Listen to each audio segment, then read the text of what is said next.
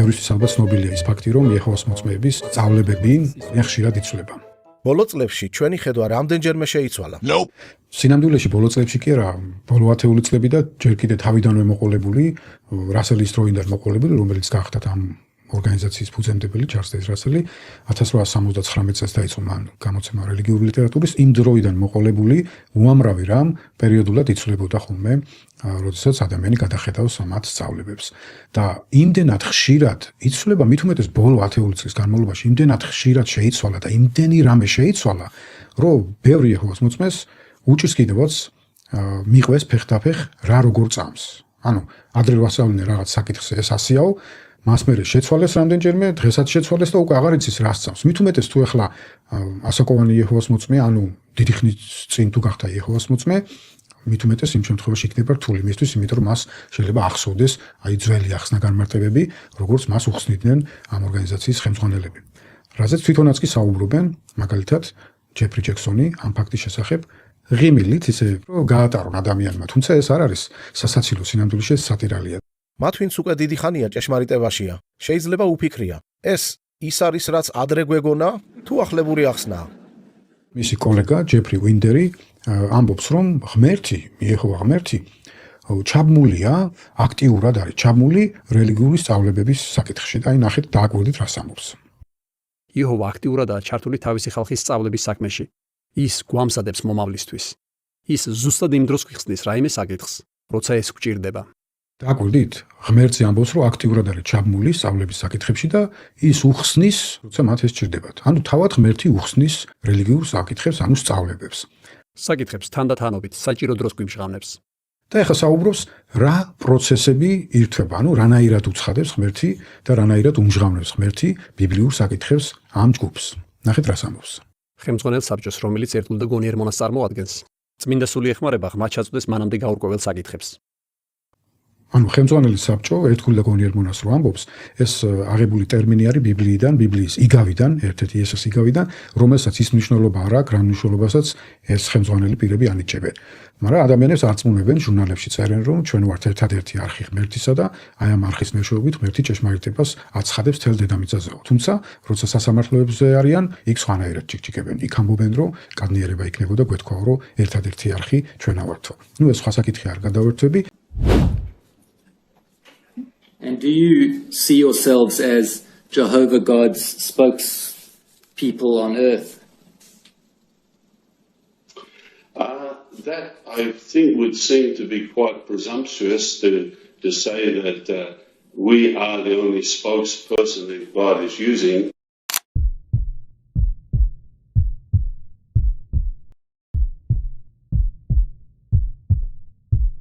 ახლა გავაგრძელოთ რას ამბობს. თქვათ როგორ აღწევს ზეციდან დედამიწამდე ჭეშმარიტების სინათლე.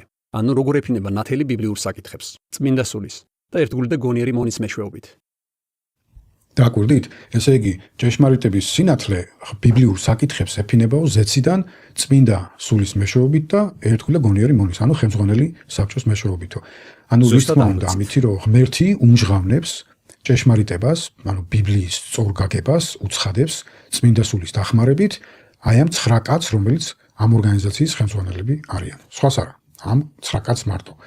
ეხლა ნახეთ, უბედურება ის არის, რომ როდესაც ვაკვირდებით ამ ხელმძღვანელი პირების მიერ გამოცემულ ჟურნალებს, ხედავთ, რომ არის უშველებელი ცვლილებები, ძალიან დიდი რაოდენობით ცვლილებები რელიგიურ სწავლებებში, დოქტრინალურ საკითხებში.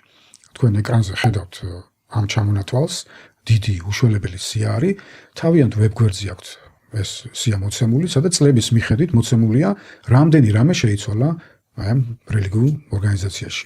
რელიგიური სწავლებები, ბიბლიური საკითხები შეიცვალა ძალიან ბევრი რამ.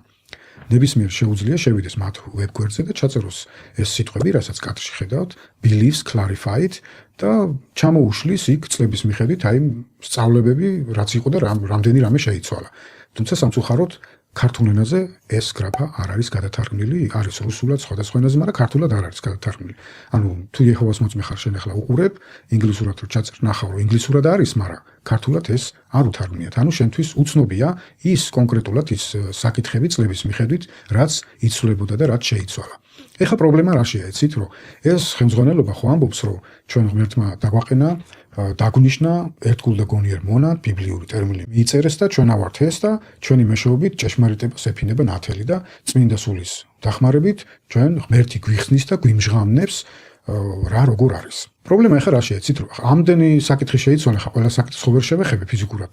ძალიან ბევრი დრო დაჭირდება, ამიტომ შევარჩიე ერთი საკითხი, მაგალითად აი ეკრანზე თქვენ ხედავთ, წარმოდგენილია საკითხი, სადაც აი ესეთი შეკითხვა, აღდგებიან თუ არა სოდომში განადგურებულები.